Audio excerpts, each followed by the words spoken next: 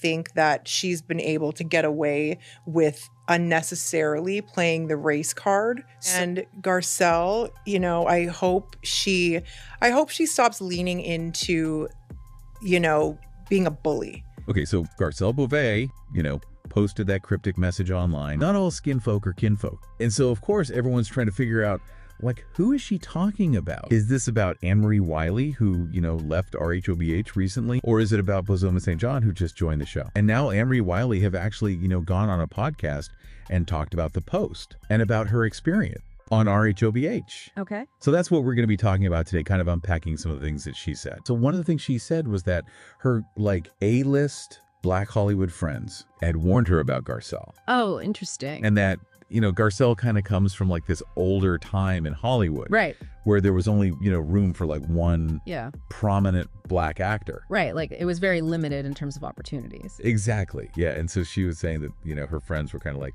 watch out for Garcelle. And then, you know, she talked about why Garcelle might have even joined RHOBH in the first place. And she kind of implied that it was because Garcelle's movie career slowed down and that she was, you know, kind of bitter about that.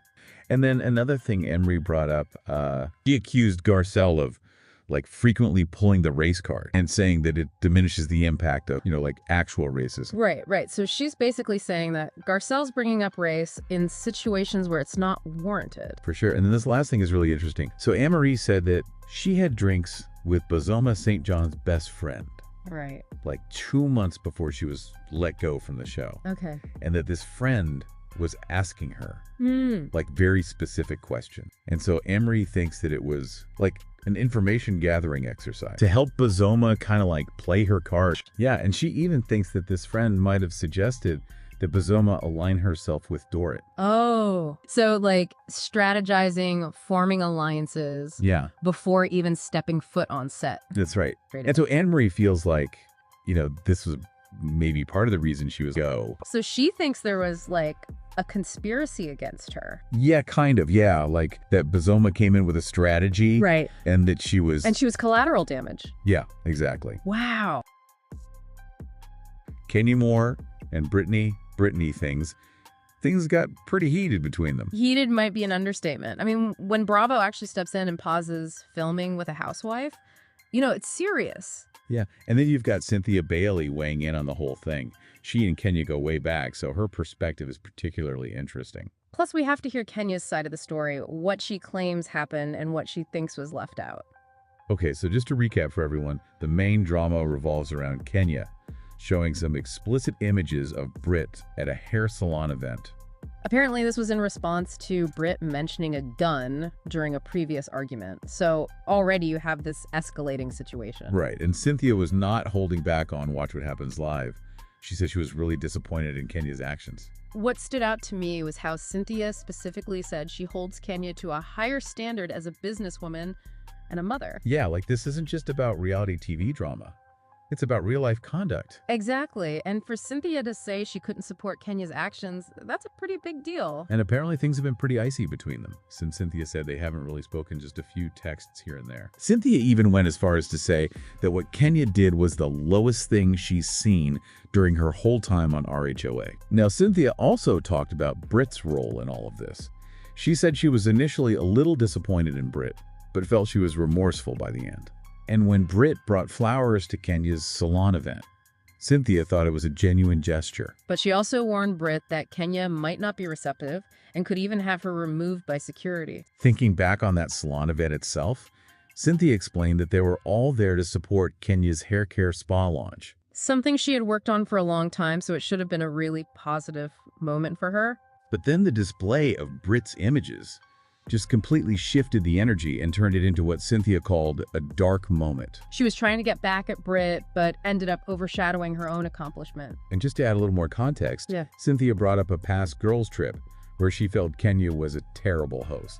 Now let's shift over to Kenya's perspective, because she's been pretty vocal on social media about how she feels about the situation. She definitely has a different take on things. She seems to feel that the reaction to her actions has been blown out of proportion compared to Brit's initial mention of a gun.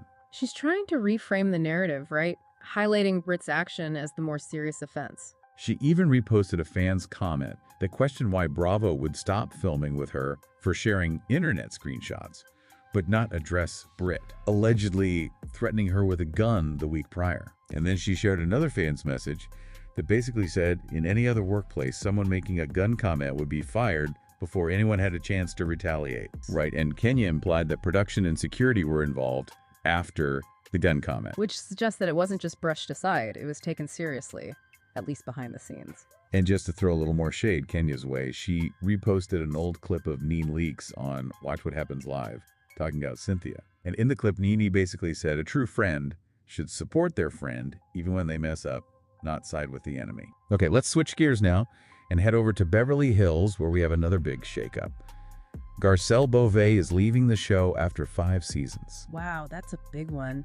She's such a strong presence on the show. She said she wants to spend more time with her kids and focus on her other projects as a producer and actress. Seems like a pretty reasonable explanation. She's got a lot going on. Yeah, and Cynthia Bailey, who actually goes way back with Garcelle from their modeling days, said she was surprised but respected Garcelle's decision to take a pause. Cynthia even said that Garcelle could always come back if she wanted to. But here's where things get interesting. Lala Kent from Vanderpump Rules has a slightly different theory about why Garcelle left. Lala went on her podcast and said that she thinks Garcelle actually left because she was put on blast at the reunion and could not handle the heat.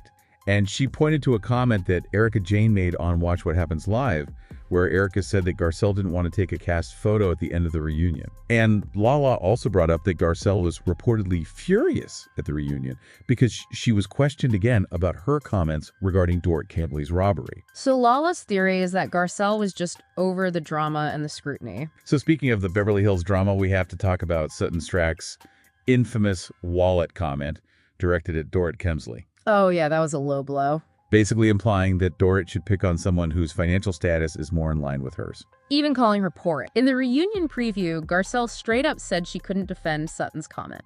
And Kyle Richards called it terrible and disgusting. Kathy Hilton even revealed that she had a private conversation with Sutton about it, where Sutton apparently admitted she wasn't proud of that. But of course, Sutton wasn't going to just let it go.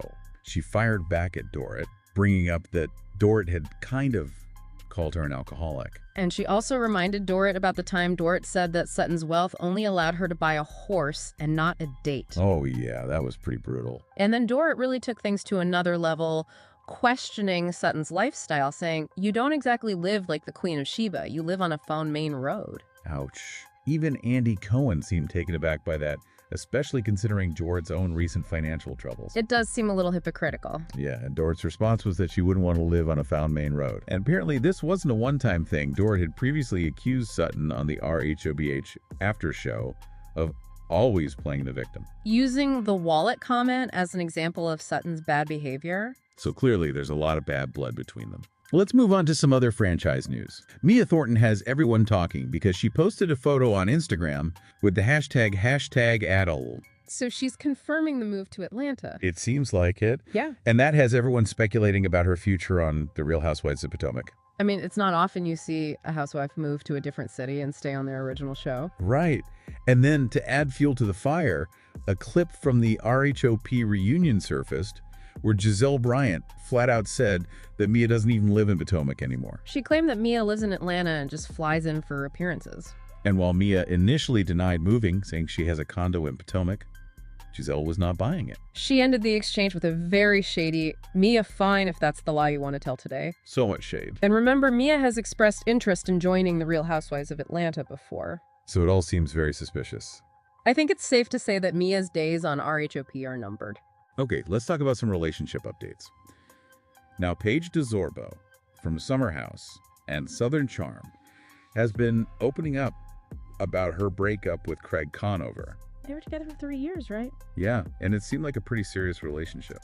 But she's been emphasizing that there is no bad blood between them. Yeah, she said that no one did anything wrong, Right. and that it was a mature decision based on what they both want for their futures. And she even said she felt proud of making that tough decision. She did mention that her busy work schedule created some distance between her and Craig. Especially because he wanted her to move to Charleston. Right. And she even felt like her success was being viewed negatively, as if not making him the #1 priority was a bad thing. It's a struggle a lot of women can relate to, right? Trying to balance a successful career with a relationship. And she's been very vocal about the support she received from her friends, particularly Hannah Berner, who helped her process her feelings about relationships and even motherhood. And Paige has said that she feels driven and focused now. Sounds like she's in a good place. Okay, last but certainly not least, we have to talk about Tom Sandoval's girlfriend, Victoria Lee Robinson. Oh yes, she's been spilling some tea. She recently talked about her dating history and casually mentioned a little thing she had with Leonardo DiCaprio. Wait, what? I know, right? She clarified that they were never officially a couple, but just hung out as friends, and that she's actually closer with DiCaprio's friend, Tobey Maguire. I mean, that's still a pretty impressive name to drop. Right, and she talked about being a little overwhelmed by all the attention DiCaprio received from other women. Which is understandable. I mean, he is Leonardo DiCaprio. But she said she always treated him like a normal person, which she thinks he appreciated. It's probably refreshing to be treated like a human being when you're surrounded by so much hype. And then the story gets even wilder, because Victoria claimed that she knew absolutely nothing about Scandoval when she first met Tom. That's hard to believe, considering how public that whole thing was. But she insisted that if she had known, she would have viewed him very differently. She even said she's still discovering things about him through her phone's algorithm. And she jokingly said that she might be Tom's karma because she has never cheated and doesn't condone being a homewrecker. So she thinks they were matched for a reason. Despite everything she's learned about his past, she's still very supportive of him and praised him for his growth.